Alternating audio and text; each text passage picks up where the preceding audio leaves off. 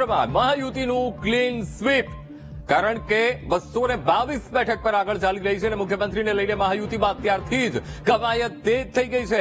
25 નવેમ્બરે મહાયુતિના ધારાસભ્ય દળની બેઠક મળવાની સંભાવના વ્યક્ત કરવામાં આવી રહી છે. સૂત્રો પાસેથી આ માહિતી. 26 નવેમ્બરે સંવિધાન દિવસના દિવસે શપથ ગ્રહણ સંભવ છે.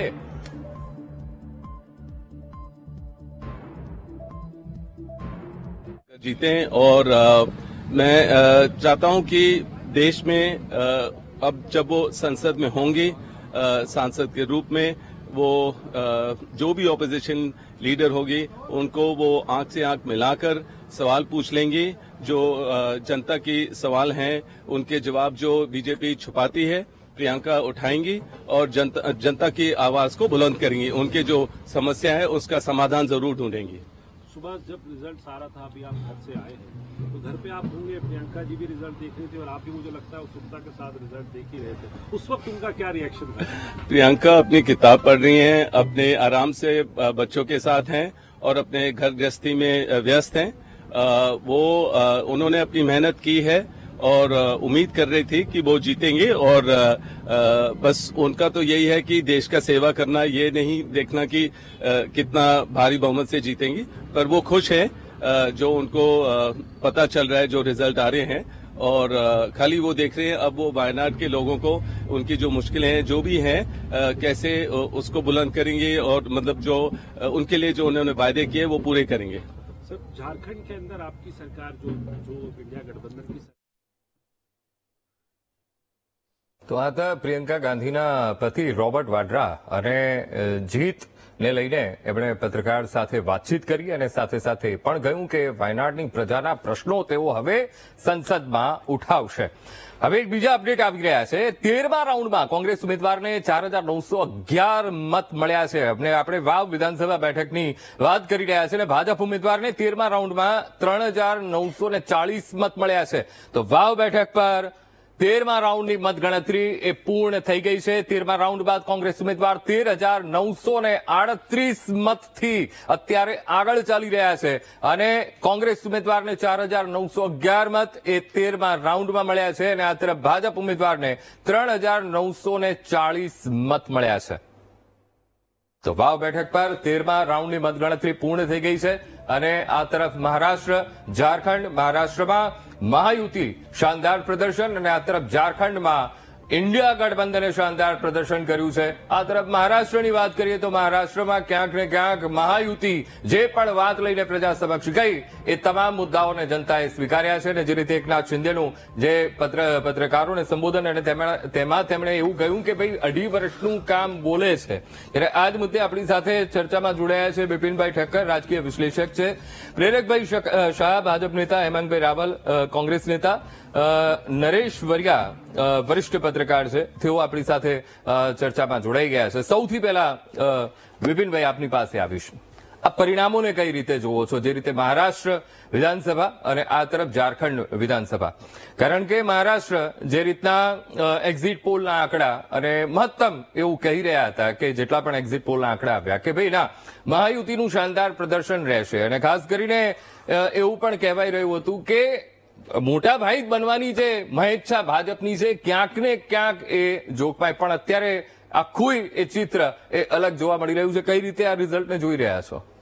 આ મુખ્યત્વે આપને કહીશ કે જે ઇલેક્શનમાં જે મહાયુતિએ અને મુખ્યત્વે બીજેપીએ જે નેરેટિવ સ્ટેટમેન્ટ જે કર્યા, કોઈની ઉપર આક્ષેપો કર્યા વગર ફક્ત એ કે તો સેફ હે, તેમજ એમને વધુમાં જે કીધું કે ભાઈ કટેંગે તો બટેંગે, આ બધા જે મુખ્યત્વે હતા મુદ્દાઓ, એના કારણે એનું જે પણ ગ્રામીણ કક્ષાએ અને બીજું સામે જે છે ઓવેસીનું એની સામે ઓબ્જેક્શન ને એના જે પ્રતિઘાતો, એટલે મુસ્લિમોના જે વોટનું કન્વર્ઝન, જે 9% મુસ્લિમોનું જે કન્વર્ઝન જે એમને એવું હતું કે ભાઈ કોંગ્રેસમાં થશે, પરંતુ એવું જોવા નહીં મળ્યું. બીજી બાજુ જોઈએ તો 1995 પછી જોઈએ તો આ ફર્સ્ટ ટાઈમ એવું છે કે કોઈ પક્ષે આટલી બધી મેજોરિટી આવી હોય.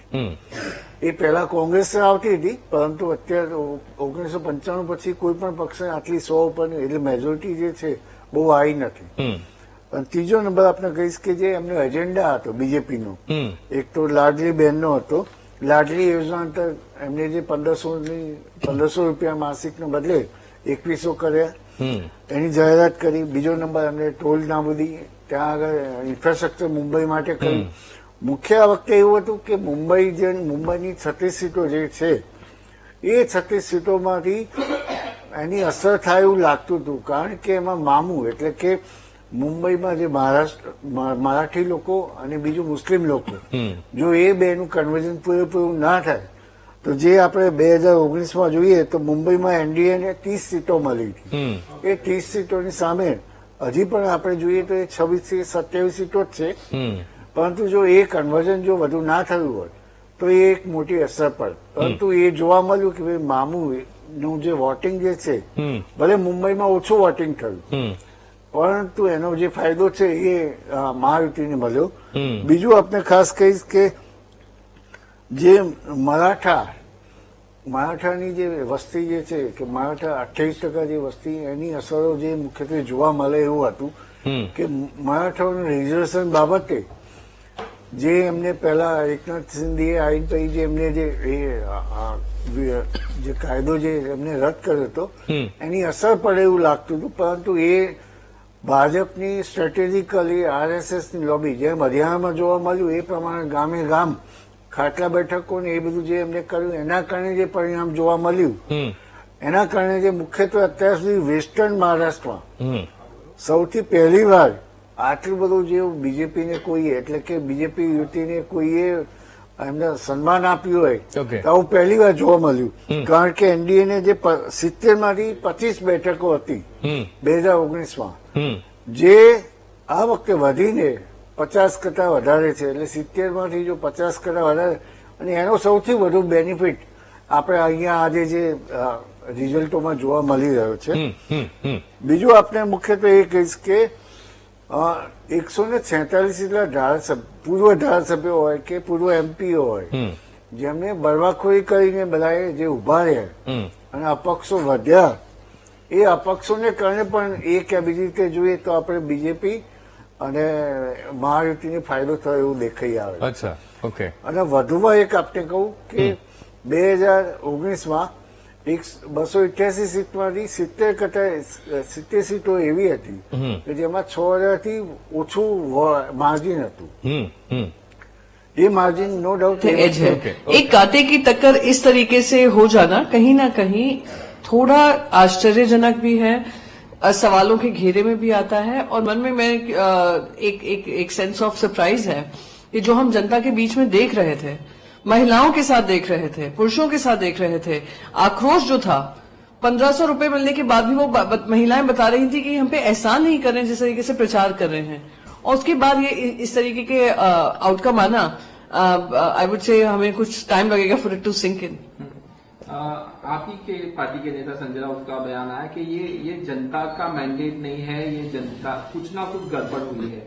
क्लियरली अगर आप जैसे बार बार मन में एक शंका होती है कि जो पहली बार नहीं उठ रहा है, बार बार उठता जा रहा है कि क्या ईवीएम पे भी व्यापक चर्चा होनी चाहिए, स्टेक होल्डर से बात करनी चाहिए. इलेक्शन कमीशन उसको सीधे सीधे खारिज कर देता है rather than winning over the confidence of the people. कितनी महाराष्ट्र में कितनी जगहों पर मैं गई थी जहां पे वहां पे लोग आकर हमसे कहते थे वोट तो हम आपको देंगे ही, पर आप ईवीएम पर ध्यान दीजिएगा. सबने हमसे यही आकर कहते थे. तो ये क्योंकि इतना चेंज आया है फ्रॉम लोकसभा टू महाराष्ट्र का ये विधानसभा चुनाव, हैरान करने वाला है. और इस पे मैं मानती हूं कि even for me mentally it's quite unacceptable कि इतना हमने आक्रोश देखकर भी वोट में कन्वर्ट नहीं हुआ, इस तरीके के नतीजे आए हैं. एक प्रश्न चिन्ह उठाता है कि क्या ये सही मायने में फ्री एंड फेयर इलेक्शन था.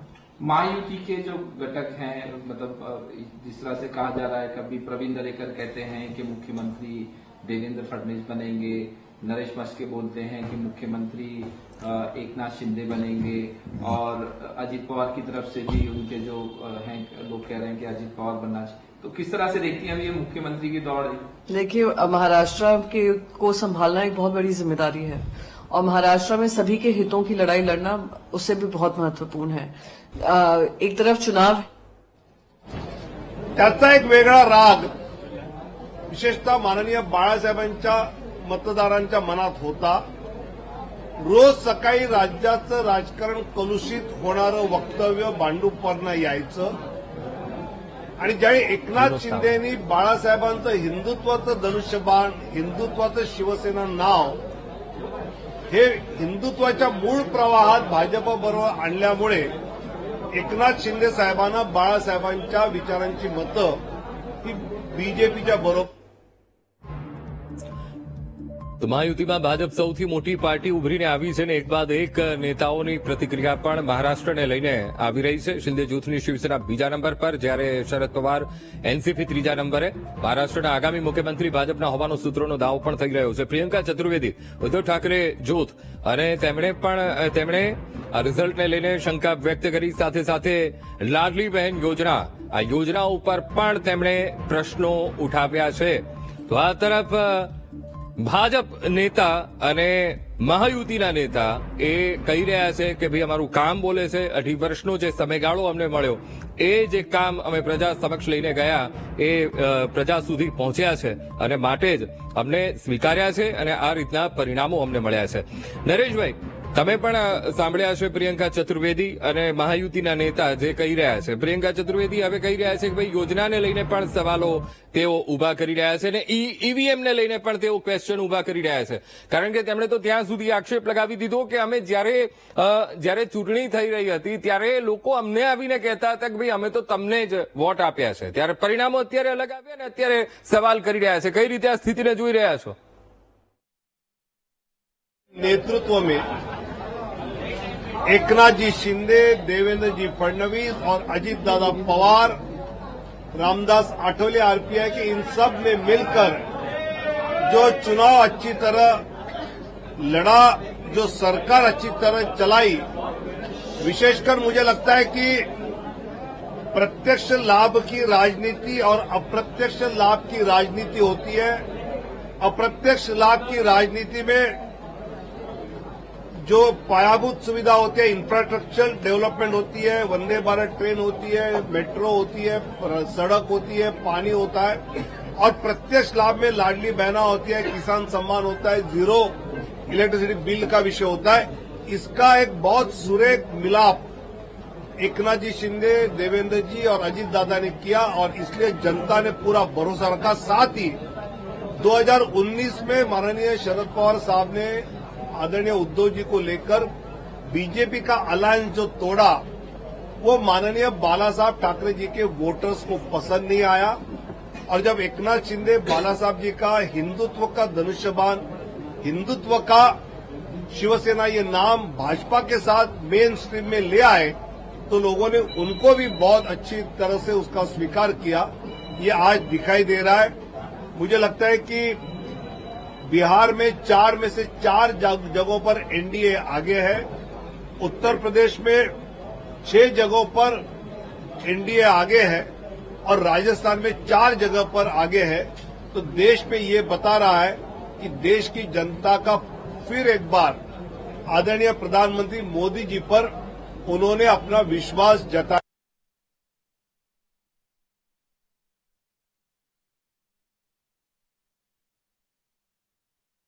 આ મહાયુતિને મળ્યો છે અને મહારાષ્ટ્રમાં મહાયુતિના પ્રચંડ બહુમત અંગે ભાજપમાં સચિવ વિનોદ તાવડે પોતાની પ્રતિક્રિયા આપી. કહ્યું કે લોકોએ સરકારના કામને મત આપ્યા છે. જે પહેલા જ કહ્યું એકનાથ શિંદેનું પણ આ જ સૂર કે સરકારે જે 2.5 વર્ષમાં કામગીરી કરી છે એ 2.5 વર્ષની કામગીરી લોકોને પસંદ પડી છે અને માટે જ ફરી એકવાર તેમને આ રીતે સફળતા અપાવી છે. તેમને વોટ આપ્યા છે અને વોટ આપીને તેમને જીતાડ્યા છે. નરેશભાઈ, આપની પાસે આવીશ. પ્રિયંકા ચતુર્વેદી ઈવીએમ ઉપર અત્યારે એ આંગળી ચીંધી રહ્યા છે, પ્રશ્નો ઉભા કરી રહ્યા છે અને આ તરફ વિનોદ તાવડે જેઓ કહી રહ્યા છે કે ના, અમે 2.5 વર્ષ સુધી જે જનતાનું કામ કર્યું એ કામ પસંદ પડ્યું છે અને માટે આ પરિણામ.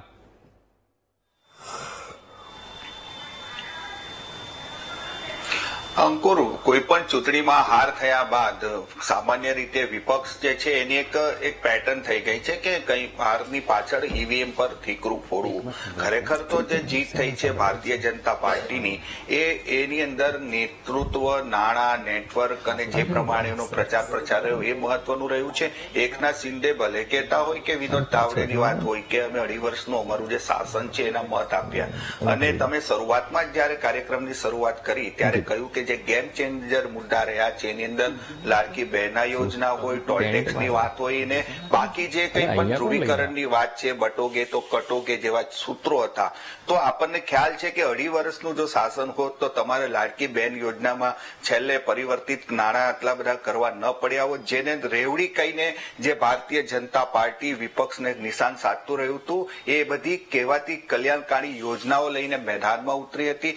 બીજું કે મહારાષ્ટ્રની જે આ જીત છે ભારતીય જનતા પાર્ટી, એમણે જે સૂત્ર આપ્યું બટોગે તો કટોગે, એ માત્ર ધ્રુવીકરણ નહીં પણ એને જે ચૂંટણીની વ્યૂહરચના અપનાવી એમાં પણ એને કારગત નીવડ્યું છે કે જે ત્યાં લડતા હતા એ 3 મોટા ગઠબંધનો તો લડતા જ હતા, સાથે સાથે ત્યાં પ્રકાશ આંબેડકર જે છે બહુજન વિકાસ અઘાડી, એ 200 સીટ પર એના ઉમેદવાર હતા. એ જ રીતે મનસેમાંથી રાજ ઠાકરે છે, બીજા જે અગાઉ બિપિનભાઈ જે વાત કરી કે જે બળવાખોરો હતા, એટલે મતોનું એવું વિભાજન થયું કે જે આખરે જે ભારતીય જનતા પાર્ટી અને મહાયુતિ માટે લાભકારક નીવડ્યું. બીજું કે લોકસભાની ચૂંટણી પછી કોંગ્રેસને જે આત્મવિશ્વાસ કે વધુ પડતો આત્મવિશ્વાસ હતો, ગઠબંધનને જે મહાવિકાસ અઘાડી ગઠબંધનને જે વધુ પડતો આત્મવિશ્વાસ છે એને લઈને ડૂબાડ્યું છે.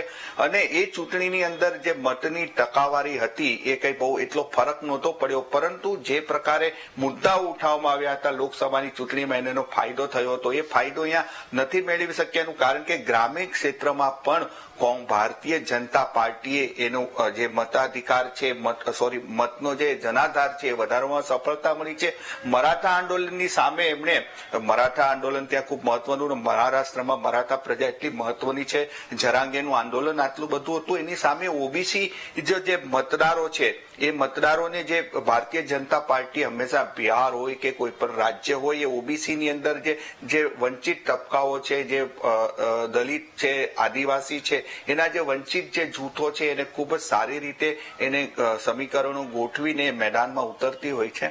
બીજું કે આ વખતે ભલે મુદ્દો કોંગ્રેસ ન ઉઠો પણ અમિત શાહ હોય કે વડાપ્રધાન નરેન્દ્ર મોદી હોય, એ વારંવાર આ વાત કહેતા હતા કે અનામત અમે ખતમ કરવા નહીં દેશું. જયારે આ રીતે ચૂંટણી લડવામાં આવી, હું માનું છું કે 2.5 વર્ષના શાસન કરતા છેલ્લી ઘડીએ કે જે ઉતરવાની વાત હતી, યોગી આદિત્યનાથ અહીંયા ખૂબ જ આક્રમક પ્રચાર કરવામાં આવ્યો. એમણે બટોગે તો કટેગે કહ્યું તો નરેન્દ્ર મોદી એવું કહ્યું કે એક એ તો સેફ હે. આજે પરિસ્થિતિ એ થઈ કે મહારાષ્ટ્રની અંદર એને ચોક્કસ એનો ફાયદો મળ્યો છે. જે વ્યૂહરચના ગોઠવવામાં આવી, જે ઉમેદવારો ગોઠવવામાં આવ્યા, જે મશીનરી કામે લગાડવામાં આવી, ચોક્કસપણે એ થયું. અને કોંગ્રેસ, એનસીપી અને ઉદ્ધવ ઠાકરે ત્રણેય માટે આ હાર ખૂબ જ આકરી વાર છે. એની જે હતાશા છે એ પ્રિયંકા ચતુર્વેદીના નિવેદનમાં આપણને જણાય આવે છે કે એટલે જે ઠીકરું ઈવીએમ પર ફોડે છે. બીજું કે જે રીતે ગુજરાતની અંદર હાર થઈ કે 2019 અને 2014માં કેન્દ્રની અંદર વિપક્ષનું નેતા પદ મળવું મુશ્કેલ હતું, જે અત્યારે ટ્રેન્ડ છે એ પ્રમાણે એમને અહીંયા વિપક્ષ પદ મળવું પણ મુશ્કેલ થવાનું છે. અને એટલું જ નહીં, આ ચૂંટણીના જે મહારાષ્ટ્રમાં ભારતીય જનતા પાર્ટીને વિજય મળ્યો છે, એ વિજય ઝારખંડની અંદર જેની હાર થઈ છે કે ઝારખંડમાં સત્તાથી વંચિત રહ્યું છે. બાકી એમણે ઝારખંડમાં પણ પૂરું જોર લગાવ્યું હતું. સંપય ચોરેનને જે મિશન, જે લોટસ, ઓપરેશન લોટસની ભારતીય જનતા પાર્ટીની એક નીતિ રીતિ રહી છે, એ પ્રમાણે સંપય ચોરેનને લાવવામાં આવ્યા. ઇવન જે સોરેન પરિવાર છે એના જે સીતાદેવી છે એમને ભાજપમાં લાવવામાં આવ્યા અને એ પ્રકારે ત્યાં લગાવ્યું. પરંતુ મહારાષ્ટ્રનો વિજય સીટની દ્રષ્ટિએ, દેશના રાજકારણની દ્રષ્ટિએ અને જે પ્રકારે ભવિષ્યની જે રાજનીતિ પર અસર થવાની છે, વિજય મોટો છે. એટલે ભારતીય જનતા પાર્ટી આ વિજયને મહાવિજય તરીકે જોશે. અને આને હું તો દિલ્હીમાં આવતા સમયમાં જયારે વિધાનસભાની ચૂંટણી આવવાની છે, એ ચૂંટણી પર પણ આ ખૂબ જ અસર કરતા રહેશે. કોંગ્રેસ માટે ત્યાં આમ આદમી પાર્ટીનું સાથે મને લાગે છે કે ગઠબંધનના પણ હવે કોઈ દ્વાર નહીં રહે. અને ભારતીય જનતા પાર્ટી આપણને ખબર છે અત્યારથી એને શરૂઆત કરી દીધી છે. એટલે મહારાષ્ટ્રની અંદર જે વિજય થયો, એ વિજયનો ભારતીય જનતા પાર્ટીનો ખરેખર એનું જે આખું વ્યૂહરચના હતી એમને શ્રેય આપવો પડે. હવે પ્રશ્ન એ છે અને મુખ્યમંત્રી કોને બનાવે છે એની પર ખાસ જોવાનું રહેશે. એ તો આગામી દિવસોમાં જ ખબર પડશે, પણ અત્યારે હલચલ એ મહારાષ્ટ્રમાં તેજ થઈ ગઈ છે. એ મુલાકાતોનો દોર શરૂ થઈ ગયો છે. ભાજપ નેતાઓ અને ઉચ્ચ કક્ષાના નેતાઓ ત્યાં મળી રહ્યા છે, દેવેન્દ્ર ફડણવીસને મળી રહ્યા છે. અને સાથે સાથે ઝારખંડની વાત કરીએ તો ઝારખંડમાં ક્યાંક સમીકરણો સેટ નથી થયા અને વાવ વિધાનસભા બેઠક જ્યાં કોંગ્રેસ અત્યારે આગળ ચાલી રહી છે. આ ચર્ચાનો દોર પણ યથાવત રહેશે અને પરિણામોના અપડેટ પણ આપના સુધી પહોંચાડતા રહીશું. અને ઝારખંડના પરિણામો અમે આપને બતાવી રહ્યા છીએ. યુપીના જે પેટા ચૂંટણીના પરિણામો, આસામના પેટા ચૂંટણીના પરિણામો અને ગુજરાતની વાવ વિધાનસભા બેઠકની પેટા ચૂંટણીના પરિણામ પણ આપણે ટીવી સ્ક્રીન ઉપર બતાવી રહ્યા છીએ. હેમાંગભાઈ, પણ જે રીતે મહારાષ્ટ્રના પરિણામો સામે આવ્યા, ખૂબ દમખમ વાપરવામાં આવ્યો, મુદ્દાઓને લઈને ગયા કે ભાઈ અમારું આખું આ જૂથ આવે છે તો આટલી વ્યવસ્થા એ મહારાષ્ટ્રમાં ઉભી કરવામાં આવશે. જાતિ જ્ઞાતિના સમીકરણોને પણ સેટ કરવાનો એ પ્રયત્ન કરવામાં આવ્યો. ક્યાં કચાશ રહી ગઈ હેમાંગભાઈ? જો મહારાષ્ટ્રની અંદર જે પ્રમાણે પાર્ટીઓ લડતી હતી, સ્વાભાવિક છે કે 9 થી વધારે પાર્ટીઓ અને 42 થી વધારે અપક્ષ, એટલે કે એની અંદર બાકીના જે બધા બળવાખોર ઉમેદવારો જે કોંગ્રેસ હતી, જોડે શિવસેના હતી, તો સામે બીજી શિવસેના હતી, એનસીપી હતી તો બીજી એનસીપી હતી, કોંગ્રેસની સામે ભાજપ હતી, આરપીઆઈ હતી, અન્ય પાર્ટી હતી અને 45 જેટલા બળવાખોરો. એટલે સ્વાભાવિક છે કે ત્યાંની જે પરિસ્થિતિ છે એ કોઈ પણ મોટામાં મોટા રાજકીય વિશ્લેષક હોય એ કોઈ ડંકાની ચોટ ઉપર કહી શકતું નહોતું. સ્વાભાવિક છે કે ધરાતલ ઉપર જે લોકો ગયેલા હોય એ લોકો જે છે એ પોતાનો અનુભવ કહેતા હતા અને ત્યાં પણ જે પ્રમાણેની ચર્ચાઓ હતી અથવા તો અમારું જે આકલન હતું એ આકલનથી બિલકુલ અમારી ઈચ્છા અને અપેક્ષાઓથી બિલકુલ વિરુદ્ધ અમને અત્યારે રિઝલ્ટ જોવા મળી રહ્યું છે. પરંતુ એ રિઝલ્ટ જે જોવા મળી રહ્યું છે એની સામે ઝારખંડની અંદર અમારી અપેક્ષાઓ જે હતી એ અમે ત્યાં સંતોષી છે. ત્યાં અમારી સરકાર ઇન્ડિયા ગઠબંધનની બની રહી છે. વાવની અંદર પણ એ જ પ્રકારની પરિસ્થિતિનું નિર્માણ છે. વાયનાડની અંદર પણ આ જ પરિસ્થિતિનું નિર્માણ છે. એટલે કભી ખુશી કભી ગમ જેવો અત્યારે અમારો માહોલ છે. એક મહત્વના સમાચાર, ગોરધન ઝડફિયા આ ઇલેક્શનના રિઝલ્ટને લઈને પ્રતિક્રિયા આપી રહ્યા છે. આવો સાંભળીએ. એટલું કામ કરીએ એટલું ઓછું, અને એટલા માટે આપ સૌનો ફરીથી હૃદયપૂર્વક આભાર. Thank you.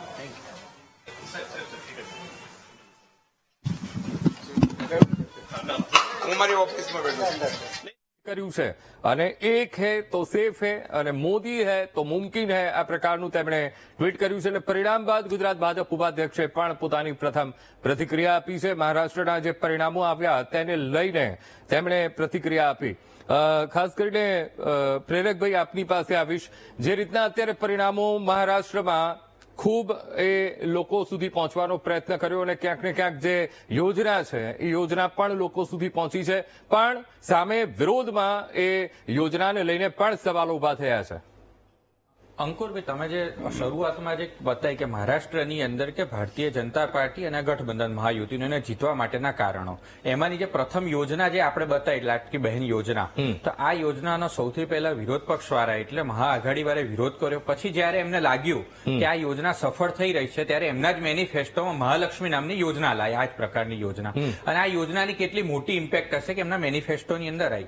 પરંતુ મહારાષ્ટ્રની આ જે ચૂંટણીના જે રિઝલ્ટ આવ્યા છે એના આધારથી તમે જુઓ તો કુલ મળીને કોંગ્રેસના પ્રદેશ માંગીશ પ્રેરકભાઈ, ગોરધન ઝડફિયા સાથે વીટીવી ન્યૂઝે ખાસ વાતચીત કરી. આવો સાંભળીએ શું કહી.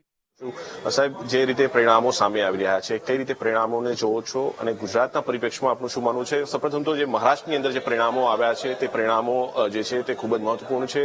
વિપક્ષ જે છે અત્યાર સુધી જીતનો વિશ્વાસ વ્યક્ત કરતો હતો, પરંતુ ત્યાં બાજી તદ્દન ઉલટી જે છે તે દેખાઈ રહી છે. ખાસ કરીને કોંગ્રેસ અને વિરોધ પક્ષોએ જે વાતાવરણ મહારાષ્ટ્રમાં જુદા જુદા ષડયંત્રો રચીને લોકોને જે રીતે મિસગાઈડ કર્યા હતા, હું તો એમ કહીશ કે એમને જે રીતે લોકોને સાચી વાત બતાવ્યા વગર એક નેરેટિવ સેટ કરવાનો પ્રયત્ન કર્યો હતો, આ વખતે મહારાષ્ટ્રના પરિણામો જે રીતે આવી રહ્યા છે લગભગ ક્લીન સ્વીપ છે.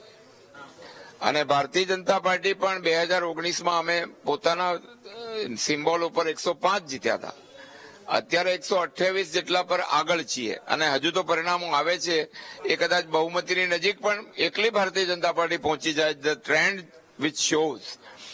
એટલે મહારાષ્ટ્ર એક એવું મોટું રાજ્ય છે અને દેશના માટે પણ એ આર્થિક કેન્દ્ર રહ્યું છે વિકાસનું, અને એટલા માટે અમારી પાસે 2.5 વર્ષ જ હતા શિંદેજીના નેતૃત્વમાં, છતાં પણ અમે જે પ્રકારે કામગીરી કરી છે મહારાષ્ટ્રના વિકાસમાં, ખાસ કરીને છેલ્લા 6 મહિનામાં લાડલી બહેન યોજના ઘર ઘર સુધી પહોંચી. આ લોકોએ 3,000 રૂપિયાનો વાદોય કર્યો, પણ એનો કોઈએ ભરોસો ના કર્યો, કારણ કે જે આપે કોઈ રિઝલ્ટ આપે એનો ભરોસો હોય, વાદો કરે એના ભરોસા ના હોય, એ પ્રજાએ સ્વીકાર્યું.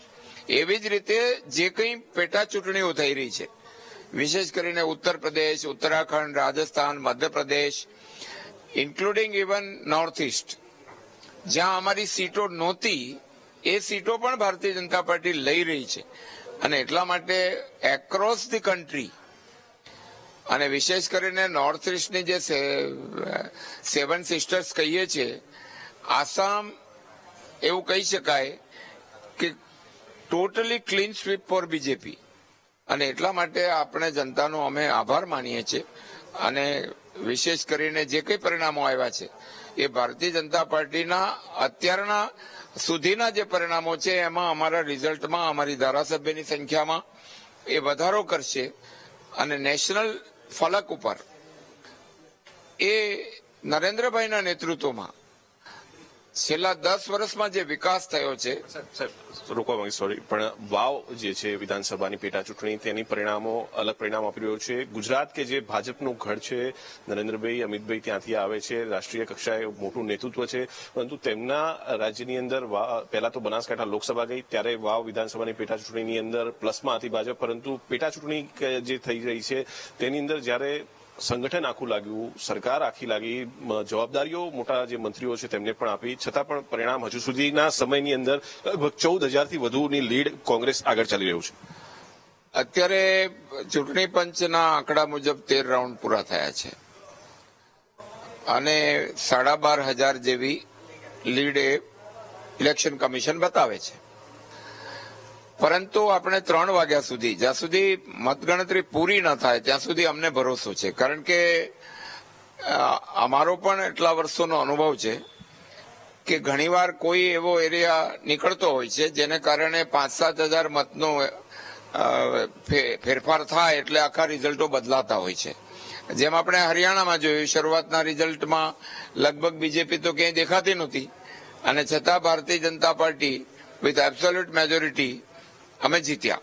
એટલે છેલ્લે સુધી અમે રાહ જોઈએ છીએ, અમને ભરોસો છે, અને આ બધા જ પરિણામોનો ભારતીય જનતા પાર્ટીને અમારા જે હતું એનાથી વધારે સીટો ઇન ટોટો આખા દેશમાં મેળવી રહ્યા છે, એનો ઉત્સવ પણ અમે પ્રદેશ કાર્યાલય પર ઉજવવાના છીએ. નૈતિકત સમીકરણ લાગે છે, અથવા કોઈ નારાજગી પક્ષથી અથવા કોઈ વ્યક્તિથી? કારણ કે આ ટ્રેન્ડ જે છે બનાસકાંઠામાં પણ જે છે લોકસભાની ચૂંટણી વખતે જોવા મળ્યો, વાવ વિધાનસભાની પેટા ચૂંટણીમાં પણ જોવા મળ્યું કે કોઈ વ્યક્તિગત વાત હોય, જ્ઞાતિગત સમીકરણો હોય, તે સૌથી વધારે હાવી રહ્યા. એવું કંઈ નથી. બનાસકાંઠા 2017માં પણ સમજો કે 9 સીટોમાંથી અમારા પાસે 3 જ હતી. We improved in 2022. એમાંથી અમે 4 પર લઈ ગયા, અને એ બનાસકાંઠાએ અમને બધી સીટો પણ આપેલી છે. એટલે બનાસકાંઠા ઉપર અમારો ભરોસો છે કે બનાસકાંઠા એક તો બોર્ડર સ્ટેટ છે. નરેન્દ્રભાઈના નેતૃત્વમાં બનાસકાંઠાને જે આપ્યું છે એ પ્રજા ભૂલે નહીં. સુજલામ સુફલામની યોજના થકી મને ખબર છે કે આખો રણ પ્રદેશ, એક વખતે તો જીઓલોજીકલ સર્વે ઓફ ઇન્ડિયાને એમણે વાત કરેલી કે if the northern part of Gujarat is not been recharged, it will be convert into a desert. ત્યાં સુજલામના પાણી આવ્યા છે, બગીચાઓ થયા છે. તો નરેન્દ્રભાઈના કામોને ભૂલી ગયા છે લોકો, સંગઠન અને સરકાર નિષ્ફળ ગઈ છે લાગે છે એવું? કારણ કે લોકોમાં વિશ્વાસ હવે એ નથી. નિષ્ફળતા પરિણામો આવ્યા પછી પણ અમે એવું કહીએ છીએ કે ક્યારેક બધી જ વાત જીતતા હોય તો ક્યારેક ડિફીટ પણ થાય, પરંતુ એનો અર્થ એવો નથી કે લોકોએ વિશ્વાસ ગુમાવી દીધો છે. 7મી વાર જે રાજ્યની પ્રજા સરકાર આપતી હોય, હિન્દુસ્તાનમાં કદાચ ગુજરાત એક જ એવું રાજ્ય છે દે હેવ રિપીટેડ 7 times. એટલે પ્રજાનો અમારા પર ભરોસો ને અમને પ્રજા પર ભરોસો એ ઇન્ટેક્ટ છે. અને અમે તો કામ કરીને મત લેવા વાળા લોકો છીએ. અમે કોઈ કોંગ્રેસની જેમ વાયદા કરતા નથી. અને અત્યારે અમારા ભૂપેન્દ્રભાઈ ના નેતૃત્વમાં સરકારમાં જે વિકાસ થઈ રહ્યો છે અને જે રીતે એક સરળ નેતૃત્વ અને પાટીલ સાહેબના નેતૃત્વમાં પાર્ટીનો પણ વ્યાપ, કરોડોની સંખ્યામાં જે પાર્ટીના કાર્યકર્તા હોય એ પાર્ટીના પ્રજામાં વિશ્વાસમાં કોઈ ઓટ નહીં આવે. અને 3 વાગ્યા સુધી આપણે રાહ જોઈએ અને વાવ will also B included.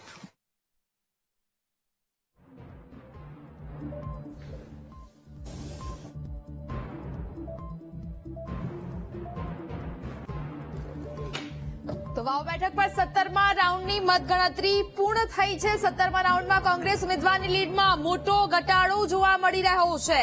17મા round બાદ કોંગ્રેસ ઉમેદવારની લીડ 10,404 થઈ છે. અને અત્યાર સુધીના મહત્વપૂર્ણ સમાચાર, મતગણતરી હજી ચાલી રહી છે અને હવે 17મા રાઉન્ડની મતગણતરી પૂર્ણ થઈ છે. કોંગ્રેસ ઉમેદવારની લીડમાં આ મોટો ઘટાડો જોવા મળી રહ્યો છે.